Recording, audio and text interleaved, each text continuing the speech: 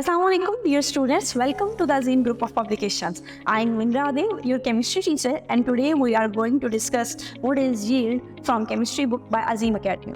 तो सबसे पहले yield क्या होता है? किसी भी केमिकल रिएक्शन में बनने वाली प्रोडक्ट को हम yield कहते हैं. तो yield क्या है? Amount of the product obtained as a result of chemical reaction, यानी जब भी रिएक्टर्स आपस में कंबाइन करते हैं तो जो चीज़ बनती है that is known as product.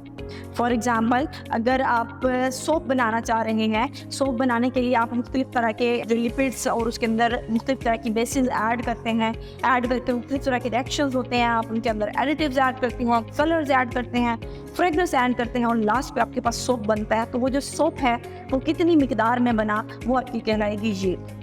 तो अब यहाँ पे यील्ड बेसिकली दो तरह की होती है, एक है थ्योरेटिकल यील्ड और एक आपके पास है एक्चुअल यील्ड. अगर मैं थ्योरेटिकल यील्ड की बात करूँ तो थ्योरेटिकल यील्ड क्या है? आपको कहा जाए कि आपको 2 कप पानी दे दिया जाए और 4 कप दूध दे दिया जाए और आपको कहा जाए कि चाय बनाएं.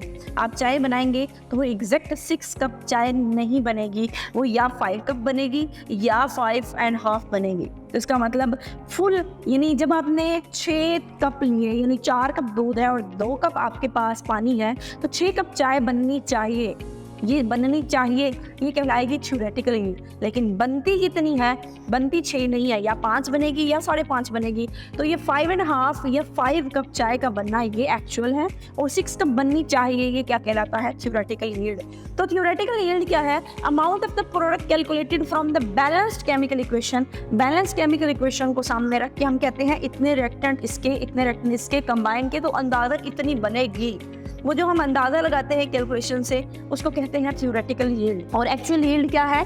जब आप रिएक्टेंट को कंबाइन करते हैं और एक्सपेरिमेंट परफॉर्म करते हैं उसके बाद जो यील्ड आती है वो थ्योरेटिकल यील्ड होती है. बट एक्चुअल यील्ड हमेशा कम होती है. जैसे मैंने कहा कि चाय कभी भी 6 कप्स नहीं बनेगी, इसका मतलब है कप जो चाय है वो हमारे पास 5 कप बनेगी, तो इसका मतलब वो तो एक्चुअल यील्ड होगी. और हमेशा एक्चुअल यील्ड कम होती है थ्योरेटिकल से. क्यों?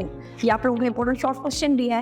पहली बात, जो पर्सन काम कर रहा है, जिसने उन रिएक्टेंट्स को आपस में कंबाइन किया, जब वो रिएक्टेंट को ले रहा था उसने उन रिएक्टेंट की अमाउंट प्रॉपर अमाउंट में नहीं ली, मतलब उसने अमाउंट्स को थोड़ा दाएं बाएं कर दिया, यानी अमाउंट्स में थोड़ी गड़बड़ कर दी. दूसरी बात, जो पर्सन काम कर रहा है वो क्या है? इनएक्सपीरियंस है. तीसरी बात, जिस वक्त वो काम कर रहा था, फॉर एग्जाम्पल आप कप में पानी ले रहे थे तो कप लीक था, तो उस कप अगर उसमें से कोई होल होगा तो पानी तो मेरा नीचे गिरता रहेगा, इसका मतलब मेरा सैंपल क्या होता रहेगा? लॉस होता रहेगा. तो एक तो हमारे पास है फॉल्टी अपरेटस, जिस अपरेटस के साथ आप काम कर रहे थे वो अपरेटस खराब हो तब भी प्रोडक्ट कम हो सकती है. दूसरी बात, जो बंदा काम कर रहा है वो इनएक्सपीरियंस पर्सन है, उसको नहीं आइडिया, तो इस वजह से हो सकता है.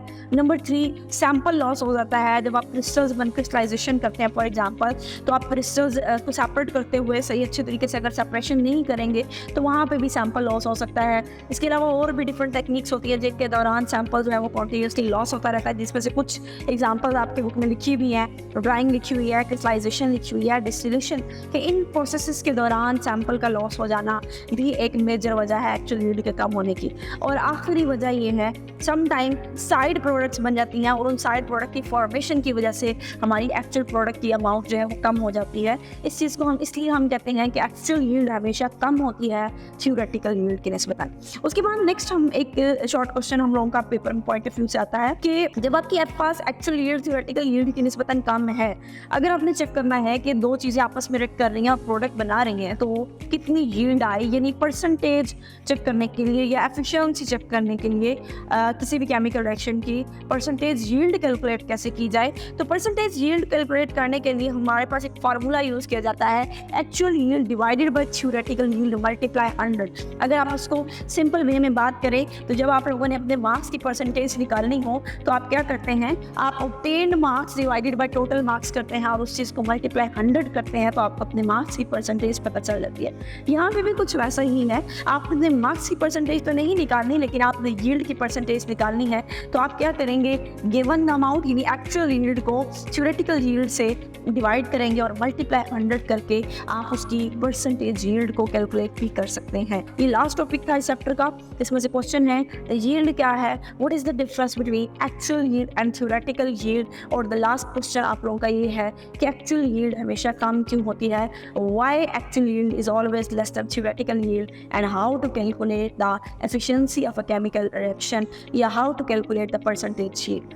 आई होप कि आपको आज के लेक्चर की समझ आ गई होगी। आज के लिए इतना ही। अल्लाह हाफिज़।